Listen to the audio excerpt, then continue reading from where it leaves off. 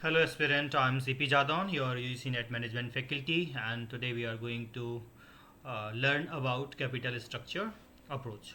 So in our previous lecture we were learning or we were discussing about uh, different type of source of capital structure. We were talking about equity financing, debt financing, preference share financing and vendor financing. तो ये सब हमने अपने previous lecture में देखा था कि क्या क्या सोर्स हो सकते हैं, किसका किन फाइनेंसिंग किस सोर्स को आप मिक्स करके अपने कैपिटल स्ट्रक्चर बना सकते हैं।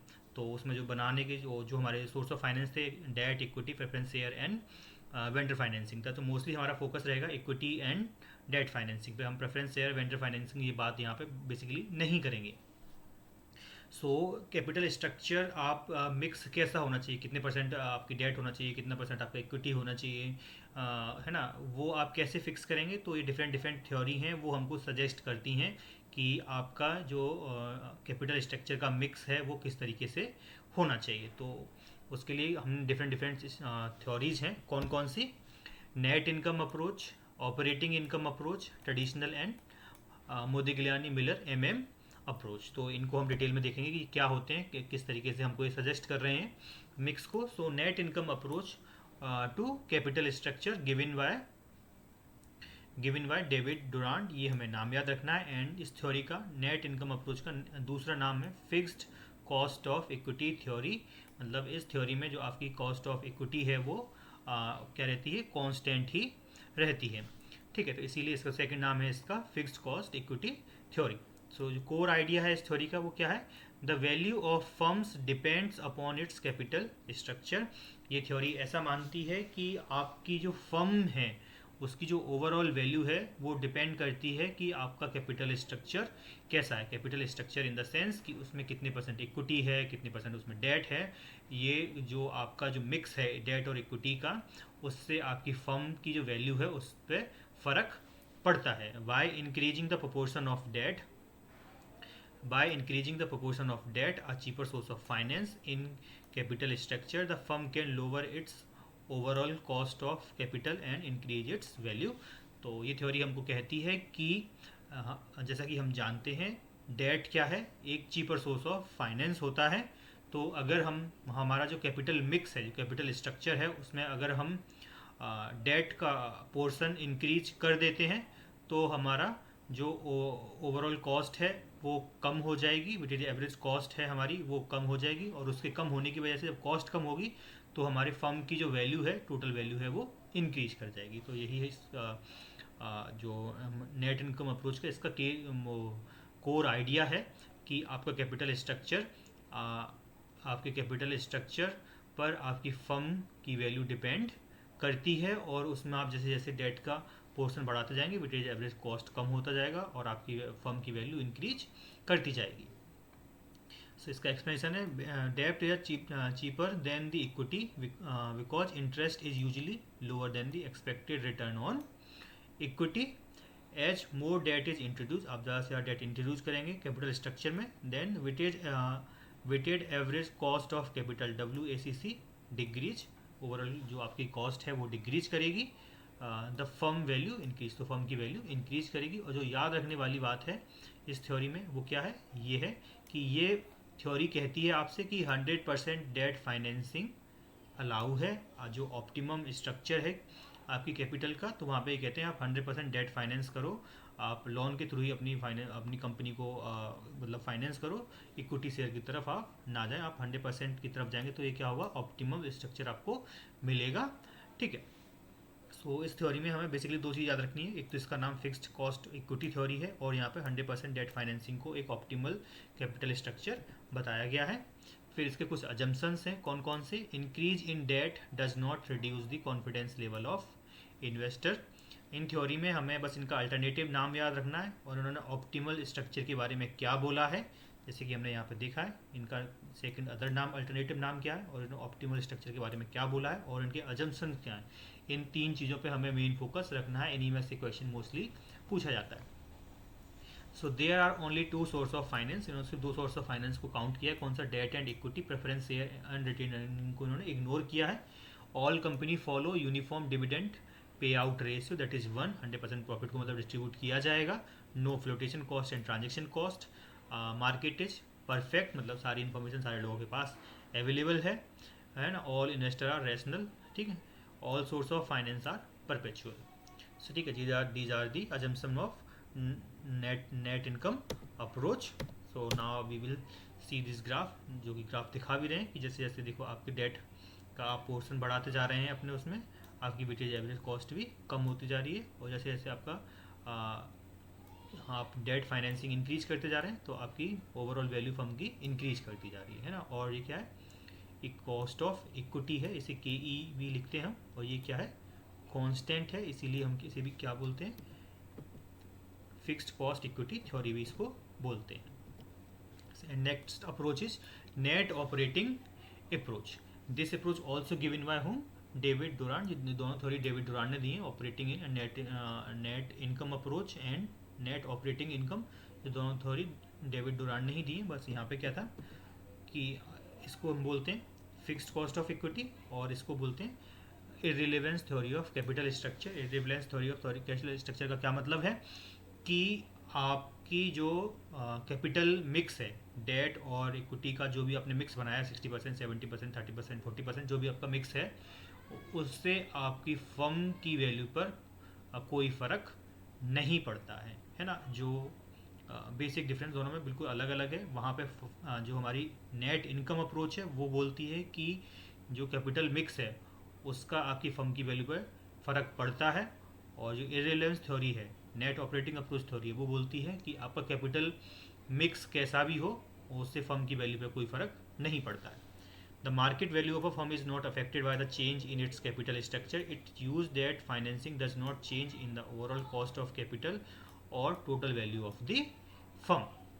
The net operating approach urges that although debt is cheaper than the equity, the benefit of using debt is offset by increasing in the cost of equity due to high financial risk. Thus, जैसे जैसे हम date को increase करेंगे, risk to shareholder increase कर जाएगा and shareholder demand higher risk. ये हम graph से समझते हैं। पहले देखो, आपकी वेटेज एवरेज कॉस्ट यहाँ पे लगभग कांस्टेंट सी है, आपकी डेट जो आपकी कॉस्ट है डेट की वो भी कांस्टेंट है ना। और आप डेट से फाइनेंस कर सकते हैं अपनी ऑर्गेनाइजेशन को, लेकिन जैसे जैसे आप ज़्यादा डेट लेंगे, आपने ज़्यादा लोन ले लिया, तो अब जो आपके शेयर होल्डर्स होंगे वो क्या परसीव करेंगे कि आपने ज़्यादा लोन रखा है तो आप ज़्यादा रिस्क में हैं। जब आप ज़्यादा रिस्क महसूस करता है आपका शेयर होल्डर, तो वो क्या करेगा, आपसे हायर रिटर्न डिमांड करेगा, वो कंपनी से हायर रिटर्न डिमांड करेगा। तो कॉस्ट ऑफ इक्विटी रिस्क की वजह से इंक्रीज करती जा रही है। तो यही यहाँ पे वो कहना चाह रहे हैं। Thus the result, weighted average cost remain constant and the firm total value remain unchanged, therefore every capital structure is equally optimal under this theory. तो ये एक इम्पॉर्टेंट लाइन है यहाँ पे कि ये थ्योरी कहती है कि कोई भी आप ऑप्शन बना लीजिए, मान लीजिए डेट है, ये इक्विटी है, ये 70% हो या ये 30%, 50-50% या 40-60%, इससे फर्म की जो फाइनल ओवरऑल वैल्यू है उस पर कोई डिपेंड नहीं करता है। जितने भी आप ये कॉम्बिनेशन बना सकते हैं वो सारे कॉम्बिनेशन कैसे हैं, आपके ऑप्टिमल हैं, ठीक है। अगर हम देखें इसके एजम्पशन क्या है, the overall capitalization rate K naught remain constant, मतलब weightage average cost remain constant regardless of the leverage of the value, and then value of the firm income before interest and tax divided by overall capitalization rate. So the value of equity क्या हो जाएगी, आप value of equity कैसे निकालेंगे share की जगह, जो आपकी ओवरऑल वैल्यू है उसमें से आप माइनस कर देंगे किसकी वैल्यू को, डेट की वैल्यू को। डेट जो मार्केट वैल्यू ऑफ डेट है, जब उनको माइनस करेंगे तो आप इक्विटी की वैल्यू को वहाँ से कैलकुलेट कर सकते। The cost of debt is fixed, debt की कॉस्ट है फिक्स्ड है, regardless the level of debt. आप कोई भी लेवल डेट का रख सकते हैं, लेकिन जो डेट जो कॉस्ट है डेट की वो क्या है, फिक्स है। Weightage average remain constant. Any change in debt rise the cost of equity. Any change in debt rise in cost and equity in such a way that cannot stay unchanged. Although आपका जो हम बात कर रहे हैं के ई increase कर रहा है ना, any increase in debt raise the cost of equity in a such a way that k naught is unchanged. जैसे जैसे हम यहाँ पे देख रहे हैं ना इस ग्राफ में कि देखो ये तो इंक्रीज कर रहा है, लेकिन आपका जो कॉस्ट ऑफ इक्विटी है वो इंक्रीज कर रहा है, लेकिन वेटेज एवरेज कॉस्ट या के नॉट आपका कांस्टेंट रह रहा है, क्योंकि वो इस प्रोपोर्शन में चेंज हो रहा है कि वो जो आपकी डेट है वो उसको मैनेज वहाँ पे कर ले रहा है, जो कॉस्ट ऑफ डेट है वो उसे मैनेज कर पा रही है. Capital market are perfect, no transaction cost. So this is the formula जो हमने पहले भी देखा था कि जो overall value of the firm is value of firm due to equity and due to market debt, and this is equals to KBIT divided by K naught. So in conclusion क्या कह सकते हैं, net operating approach suggests that capital structure decision are irrelevant for determining the firm value. The firm value depends upon its operating income. Operating income पे वो depend करता है, मतलब EBIT पे वो depend करता है, and overall capitalization rate K naught not on the डेप्ट एंड इक्विटी मिक्स. तो जो आपकी फर्म की वैल्यू है वो डिपेंड करती है आपकी ऑपरेटिंग इनकम पे एंड कैपिटलाइजेशन रेट पे, और वो डिपेंड नहीं करती है आपकी डेट एंड इक्विटी मिक्स पे. So this is all about net operating income approach.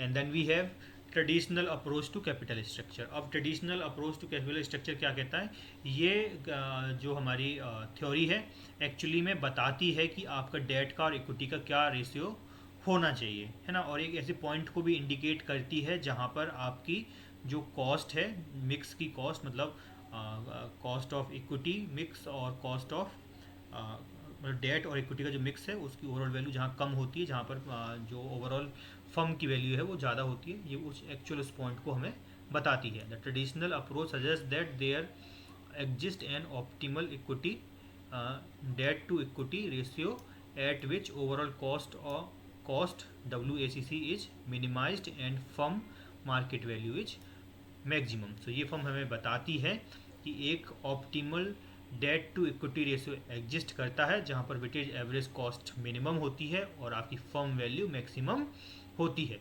Unlike net operating income approach it does not claim that capital structure is irrelevant.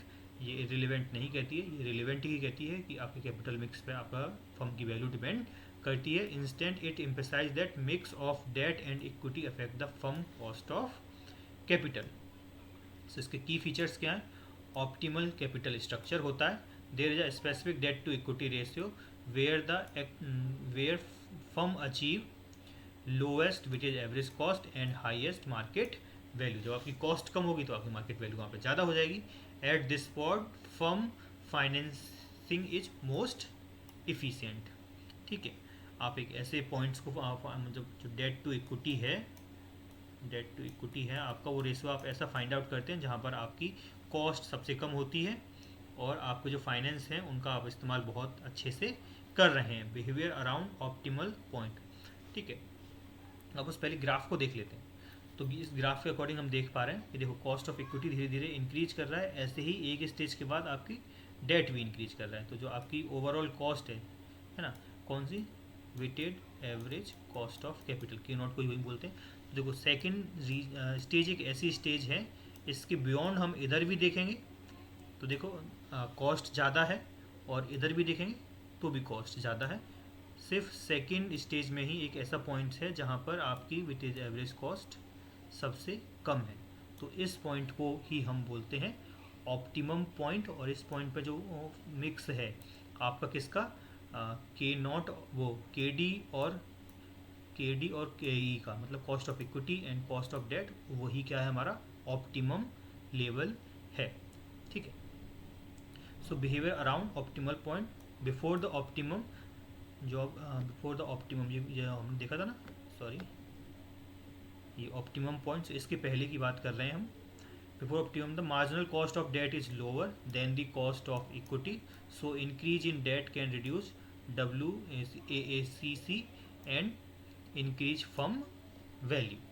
After optimum point increase in debt raise cost of equity sharply due to high financial risk which increase WACC and reduce the firm value. तो इस point के अगर आप इधर भी operate करेंगे या इधर ऑपरेट करेंगे, जो मिक्स बनाएंगे, तो वहाँ पे आपकी कॉस्ट ज़्यादा ही होगी।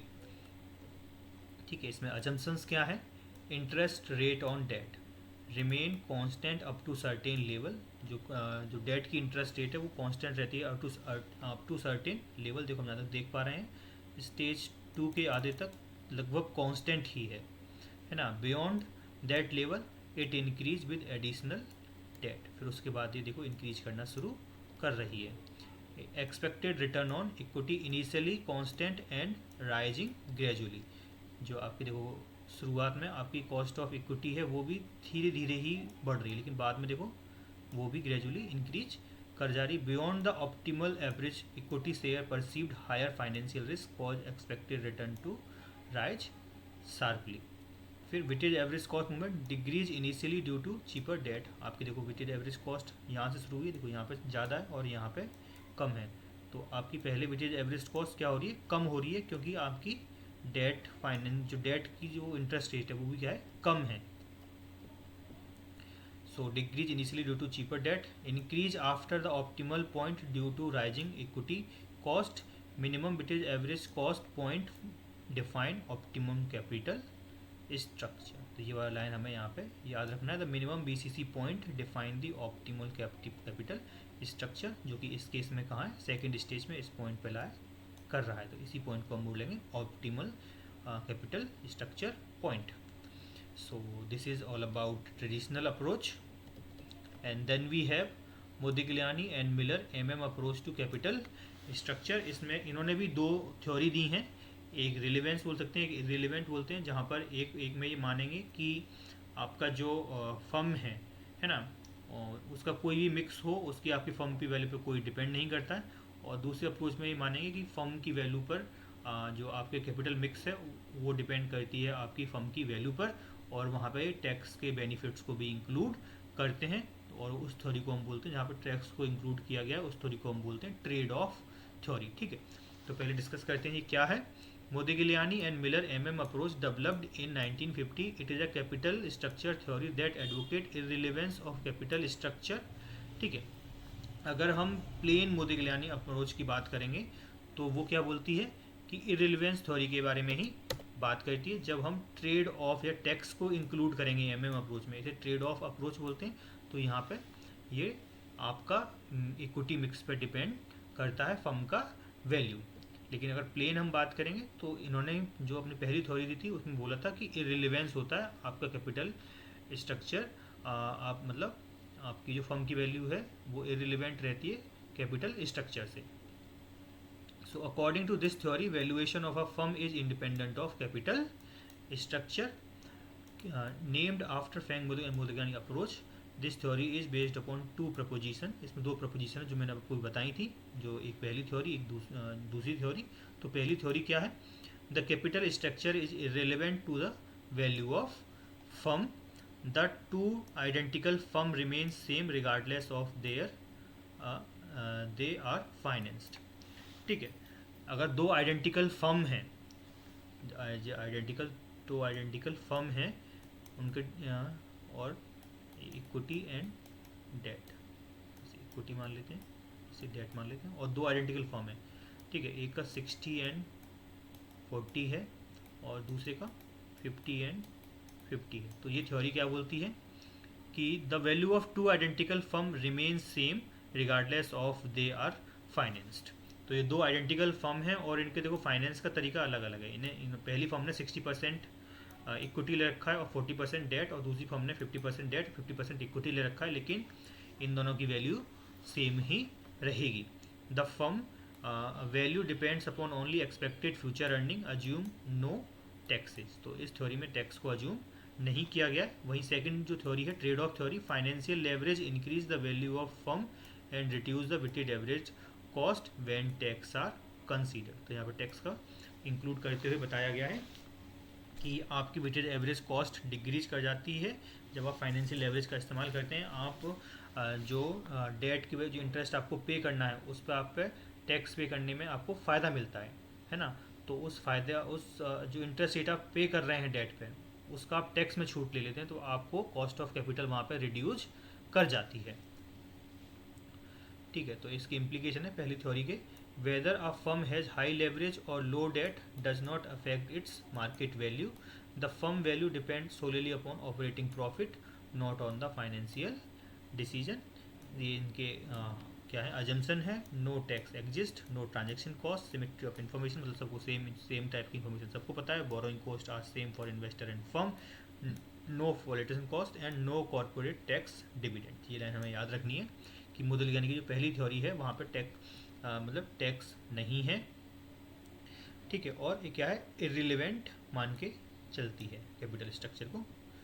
फिर है हमारा Modigliani MM approach with trade theory of leverage, इसको ट्रेड ऑफ थ्योरी भी बोलते हैं या फिर एमएम अप्रोच विद टैक्स भी बोलते हैं। तो इस थ्योरी का सीधा सीधा सार बस ये था कि इन रियल लाइफ में क्या होता है, टैक्स एग्जिस्ट करते हैं, और जब आप लोन पे पैसा लेते हैं, है ना, और उस लोन के बदले आप बैंक को इंटरेस्ट पे करते हैं, तो आपने जो बैंक को इंटरेस्ट पे किया है ना, उस पे आपको गवर्नमेंट टैक्स में फ़ायदा देती है।